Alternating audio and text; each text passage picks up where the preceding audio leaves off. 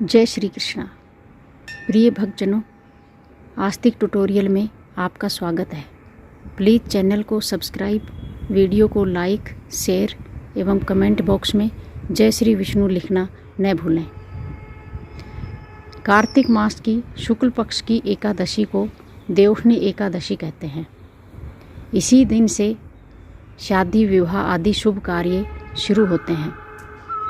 चातुर्मास का समापन होता है। भगवान श्री विष्णु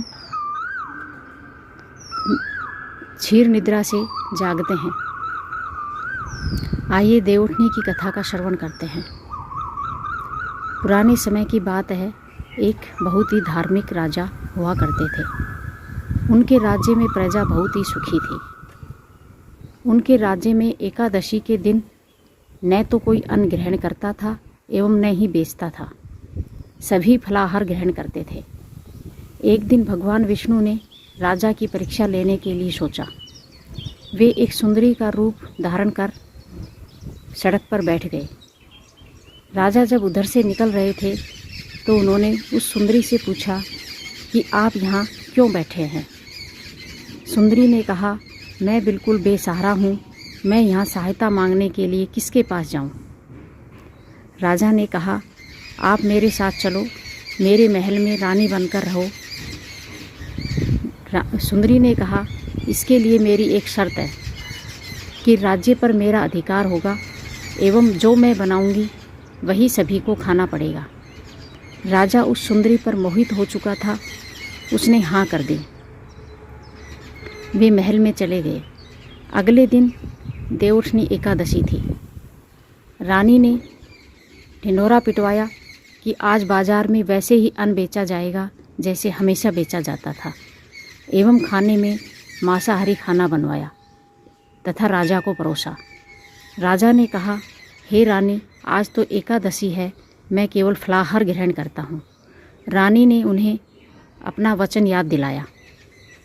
राजा बहुत दुखी हुआ। वह बड़ी रानी के पास पहुँचा। उसने बड़ी रानी को अपनी स्थिति बताई। बड़ी रानी ने कहा, राजा, उनसे पूछ कर आओ इसका क्या उपाय है।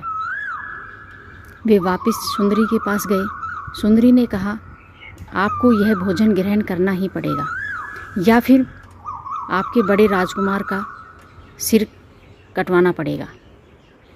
राजा ने यह बात अपनी बड़ी रानी को बताई। बड़ी रानी ने कहा, राजा, हमारे लिए धर्म पहले है।